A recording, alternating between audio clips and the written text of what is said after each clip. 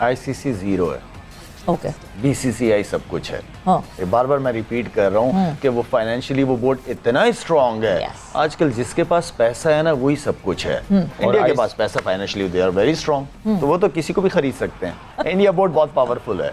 उसने अपने आप को खड़ा किया है, उसने पैसा बनाया है क्रिकेट से, उसने दुनिया के टॉप क्रिकेटर्स को समझे खरीद लिया। वर्ल्ड कप जीतने वाली टीम को डॉलर्स में तोल दिया जाएगा। क्रिकेट वर्ल्ड कप की इनामी रकम का ऐलान कर दिया गया। मेगा इवेंट के लिए $10 मिलियन की प्राइज मनी रखी गई है। ये रकम पाकिस्तानी रुपए में 2 अरब 88 करोड़ बनती है।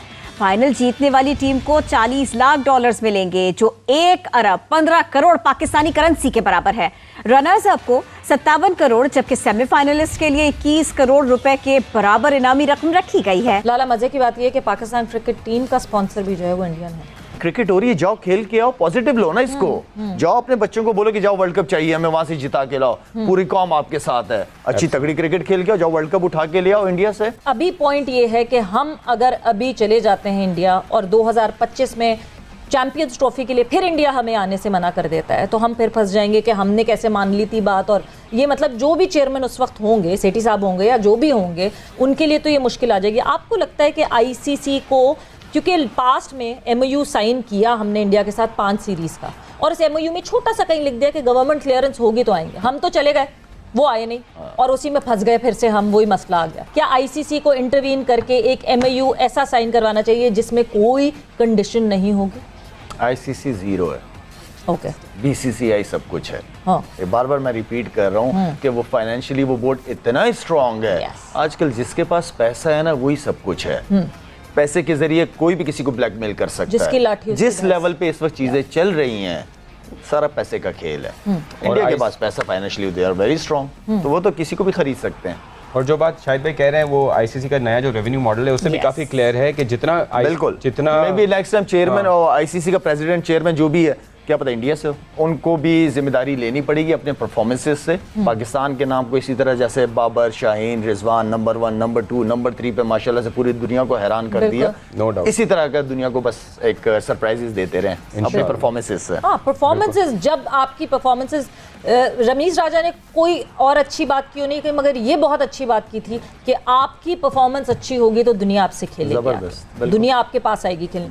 बट जहाँ रेवेन्यू मॉडल की बात की है अभी फैसल ने जैसे मेंशन किया, आईसीसी रेवेन्यू मॉडल ने 38.5% जो आईसीसी की अर्निंग्स है उसका शेयर जो है वो बीसीसीआई को मिलेगा। उसके बाद कोई 6.8 पे क्रिकेट ऑस्ट्रेलिया है, कोई 6.4 पे ईसीबी है, एंड पाकिस्तान क्रिकेट बोर्ड चौथे नंबर पे आता है विच इज़ 5.75। सो आपको लगता है ये सही है डिवीजन? बात घूम फिर के वहीं आ जाती है।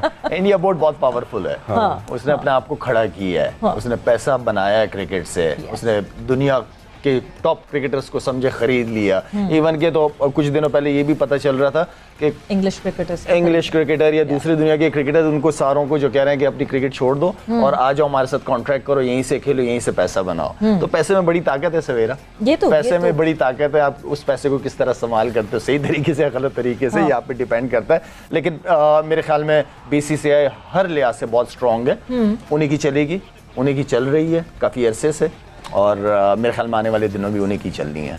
और ये क्योंकि जिस तरह पाकिस्तान थोड़ा बहुत रिएक्ट कर रहा है, लेकिन ऑस्ट्रेलिया और इंग्लैंड को हम देख रहे हैं बिल्कुल भी रिएक्ट नहीं कर रहे हैं। और एब्सोल्यूट टर्म्स में जो है जो अर्निंग्स हो रही हैं वो वैसे भी ज़्यादा हो रही हैं। परसेंटेज में शायद बीसीसीआई का शेयर ज़्यादा है, बड़ी मार्केट है ना यार, इंडिया बहुत बड़ी मार्केट है यार। आपकी हर बंदा वहाँ बिजनेस करना चाह रहा है, चाहे वो अमेरिका हो, चाहे कोई भी मुल्क हो। वो अभी तो इस वक्त जो है सबसे बड़ी पॉपुलेशन वाली मुल्क हो गई, चाइना को बीट कर दिया उन्होंने। सो ये सबसे बड़ा एक और जो फैक्टर है वो मुझे लगता है ब्रॉडकास्टर्स का फैक्टर है, क्योंकि आईसीसी की जो सबसे ज्यादा अर्निंग होती है वो ब्रॉडकास्टर्स से होती है, और ब्रॉडकास्टर्स इंडियन है। तो शायद एक और जो वो कहते हैं टिल्ट जो है वो इस वजह से है कि ब्रॉडकास्टर्स जो हैं वो क्योंकि भारतीय ब्रॉडकास्टर्स हैं और मेजर स्पॉन्सर्स भारतीय हैं, तो इस वजह से जो है ऐसा डेफिनेटली अगर सारा कुछ ही इंडिया से आ रहा है तो सुनेंगी भी उन्हीं की। हाँ, ब्रॉडकास्टर भी वहीं से, स्पॉन्सरशिप भी वहीं से, तो जाहिर बात है वो चाहेंगे कि हर चीज इंडिया में ही हो, तो वो जो वो चाहेंगे वो ही होगा। लाला, मजे की बात ये है कि पाकिस्तान क्रिकेट टीम का स्पॉन्सर भी जो है वो इंडियन है। दाफा न्यूज़ हम देखते हैं तो वो ऑब्वियसली वो जो है वो है कैमोफ्लाज्ड कुछ है, बट ठीक है, पर वो स्पॉन्सर जो है वो इंडियन ही है। इंटरनेशनल क्रिकेट काउंसिल ने 5 अक्टूबर से भारत में शुरू होने वाले वर्ल्ड कप की इनामी रकम का ऐलान कर दिया है। मेगा इवेंट के फाती टीम को 40 लाख अमरीकी डॉलर्स यानी तकरीबन 1 अरब 18 करोड़ पाकिस्तानी रुपए मिलेंगे, जबकि रनर्स अप टीम को 20 लाख डॉलर्स दिए जाएंगे, तकरीबन 60 करोड़ रुपए की हकदार होगी। आईसीसी ने भारत में होने वाले वर्ल्ड कप के लिए मजमूई तौर पर तकरीबन 3 अरब रुपए की इनामी रकम रखी है, जिसमें वर्ल्ड कप की फाते टीम को 40 लाख अमरीकी डॉलर्स मिलेंगे, तकरीबन 1 अरब 18 करोड़ बनती है। रनर्स अप टीम 60 करोड़ रुपए की हकदार होगी। सेमीफाइनल हारने वाली टीम 8 लाख अमरीकी डॉलर्स हासिल कर सकेगी। नॉकआउट मरहले में ना पहुंचने वाली टीमों को 1-1 लाख डॉलर्स दिए जाएंगे। ग्रुप मरहले की फाते टीमें 40,000 डॉलर्स की हकदार होंगी। खेलोगे कूदोगे बनोगे नवाब। वर्ल्ड कप खेलने वालों के वारे न्यारे। मेगा इवेंट के लिए 1 करोड़ डॉलर की इनामी रकम मुख्तस। फाते टीम 40 लाख डॉलर की हकदार होगी। रनर अप को 20 लाख का इनाम मिलेगा। सेमीफाइनल तक पहुंचने वाली टीमें 8-8 लाख डॉलर लेंगी। आईसीसी क्रिकेट वर्ल्ड कप में पाक भारत मैच कई लोगों के लिए मुनाफा कमाने का सबब बन गया है। पाक भारत मैच की वजह से होटल्स के किराए और एयर टिकट्स मजीद महंगे हो गए हैं।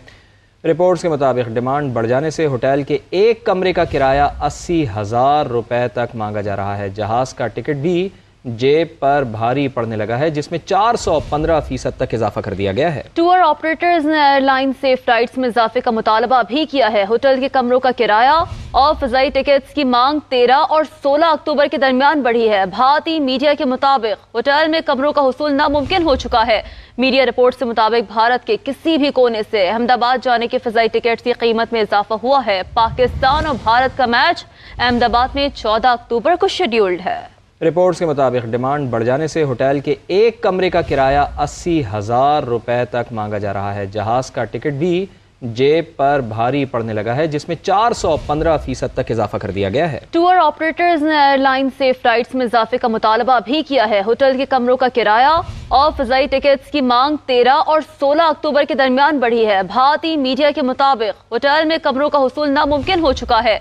मीडिया रिपोर्ट्स के मुताबिक भारत के किसी भी कोने से अहमदाबाद जाने के फ़ज़ाई टिकट्स की कीमत में इजाफा हुआ है। पाकिस्तान और भारत का मैच अहमदाबाद में 14 अक्टूबर को शेड्यूल्ड है। और ये याद रखें कि जो दुनियाई क्रिकेट के अंदर जो पैसा रेज हो रहा है, जो फाइनेंशियल पावर है, वो इंडिया के पास है। यानी ऑस्ट्रेलिया और इंग्लैंड भी अब इंडिया की बात मानने पे मजबूर हो जाते हैं। अगर आईसीसी के अंदर या किसी और जगह पे जब इंडिया कोई चीज़ कहता है कि ऐसे होना चाहिए, तो सब लोगों को मानना पड़ता है, क्योंकि मैक्सिमम पैसा वहाँ से जनरेट हो रहा है इंडिया से दुनिया क्रिकेट के अंदर।